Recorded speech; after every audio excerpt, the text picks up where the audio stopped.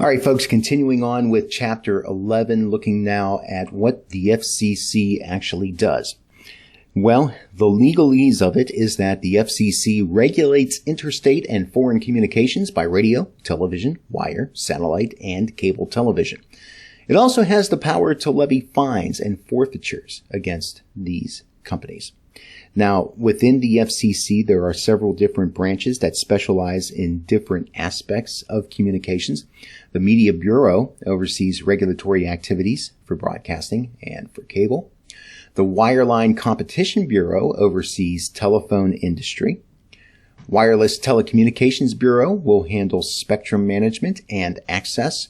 And then the International Bureau addresses satellite issues. So lots of different divisions within the FCC.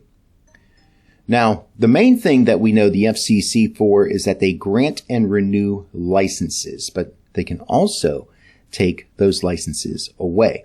The main reasons that a station might have its license revoked is because the station is not deemed to be operating in the public interest, or the station continues to violate various rules that the FCC has.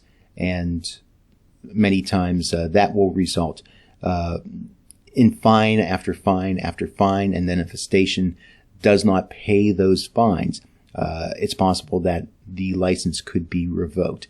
There's also the possibility that members of the public may appeal to the FCC if they believe that a station is not operating in the public interest, or that there's something nefarious going on at the station, to which the opinion of the public is that a licensee should not get renewed, and the FCC does take those things into consideration. In addition to granting and renewing licenses, the FCC also approves transfers of a broadcast license, which would be involving the actual sale of a radio or television station to a new owner. Licensing policies to keep in mind. There are ownership limits in radio and television. In local markets, the number of radio stations an individual or group may control is affected by the market size and by the number of television stations owned by the same individual or group. Currently, the rules state that a media company in major markets can own up to 8 radio stations. And that is assuming that that company does not also own television stations in a particular market. Right now, the rules are broken up that you can have up to 5 frequencies within a given band. So you could have 5 AM stations or 5 FM stations, but the number of stations overall you can have is a maximum of 8. In the television industry, no individual or group may own stations that collectively reach more than 39% of the national audience. So this is a nationwide cap, to where there's not a limit on the number of stations you can own per se, but if the population reach or potential population reach that you have with all those stations is 39% of the national audience, that's the maximum that you are allowed to do. You wouldn't be able to purchase any more stations. Duopolies and triopolies. No duopoly is allowed among the top 4 stations in the market in terms of audience share. So you can't have 2 stations that are part of the top 4 rated within a particular market. You could have 1, and then the second station would have to be ranked 5th or lower in terms of the ratings. If 2 television stations are owned in the same market, it reduces the number of radio stations the same owner may hold, depending on the market size and the number of stations. We alluded to that a little bit earlier. Local marketing arrangements or local marketing agreements, LMAs. These allow one station to take over the programming and advertising sales for another station in the market without assuming ownership of the facility. And this would be an opportunity for many times this is used for someone that wants to run a radio station, but for whatever reason is not able to purchase the facility. This happens many times with owners that are not citizens of the United States. The FCC has rules about the fact that licensees must be American citizens. So sometimes that's worked out in that way. Sometimes it's more of just a financial investment agreement between one company and another for that other company to run a station. But there's various reasons why an LMA might be in place. Equal Employment Opportunity Guidelines. The current guidelines require broadcasters and multi-channel video program distributors, MVPDs, to widely distribute information on a full-time vacancy, to provide notice of vacancies to recruitment organizations that request notices. So various groups may write into a TV or radio station and request at any time there's a job opening that they inform that organization of it so that that organization can promote the job or opening within their circles. Also required is for the station to engage in long-term recruiting initiatives. So this would be participation in job fairs, providing scholarships, providing internship opportunities, and that sort of thing. That the main thing for this is to try to create as diverse of a workforce as is possible within the media company and to prevent opportunities for discrimination to become rampant. The FCC also requires record keeping and reporting requirements related to EEO initiatives. So any of the activities that the station engages in these regards are things that need to be documented and are usually kept within a station's public file. Okay, cross-ownership rules. The 1996 Act allowed broadcast stations to acquire cable systems, and then cable operators may acquire broadcast stations, but not broadcast networks. Now, one item of special note here is that the Justice Department and the FCC actually worked together to create some special conditions that would have allowed Comcast to acquire NBC Universal back in 2011. So that was deemed to be a legitimate merger. In 2007, the FCC liberalized cross-ownership restrictions in regard to newspaper and TV cross-ownership. So once again, we're more and more seeing deregulation happening in many of these areas. The transition to digital television. The 1996 Act required existing analog stations to convert to digital television transmission and move to a new digital channel.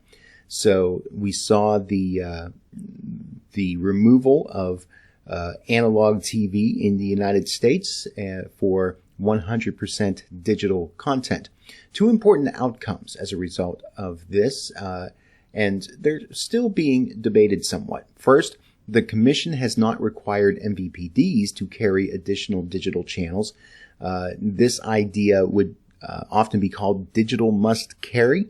So cable stations are required to carry the primary signal of any broadcast station in the market. So cable stations are required to carry Channel 5, Channel 17, Channel 11 in Raleigh, so on and so on. But they're not necessarily required to carry the digital subchannels. So they're not necessarily required to carry 17.2 and 17.3 and on and on. Second, the FCC has indicated it wants to reclaim certain spectrum from TV broadcasters and reallocate it to wireless services. This is something that's been in the works for a while. It actually finished up not too long ago in something that was called the TV repack.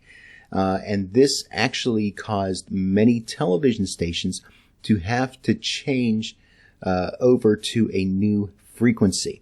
You wouldn't necessarily know that as a consumer, other than that the station that the TV is telling you that you are tuned into may not be the actual channel that you're watching that content on. There's a difference between the channel that you see versus the RF channel, which is the actual channel that a station broadcasts on.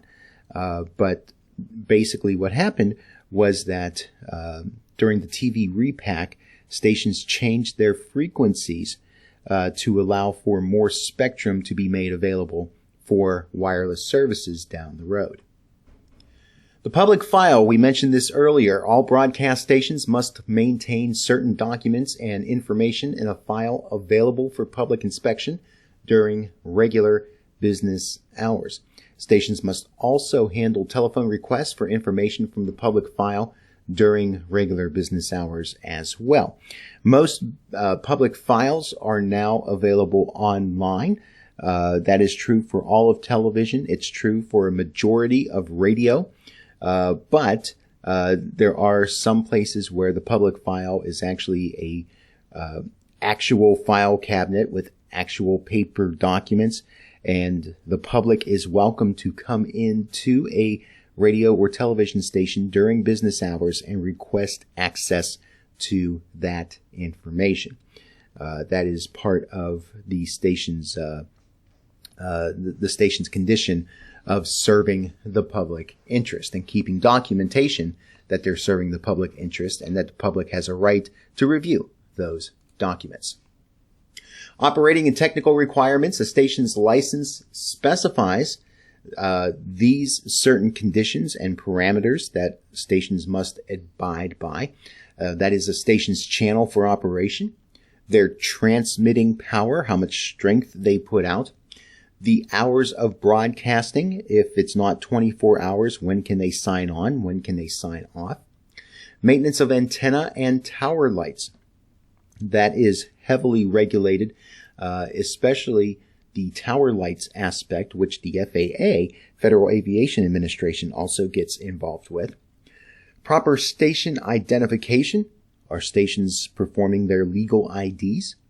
And also making sure that stations are in compliance with the National Common Alert Protocol / Emergency Alert System, that they are receiving alerts, broadcasting those alerts, and conducting the weekly tests that they are required to do. Now, the VChip. Television receivers must be equipped with a VChip, which is short for Violence Chip, and that is to be used in conjunction with a voluntary rating system for television programming. Whenever you see the ratings for various content on television, like TVG for general audiences or TVMA for mature audiences only, that information is also sent to television boxes digitally, and parents that decide to use the feature of the VChip can program that VChip so that any program that is over and above a certain rating is not able to be accessed by children that are watching the television. This is a good place for us to take a break, and we will continue on Part C of Chapter 11 coming up next.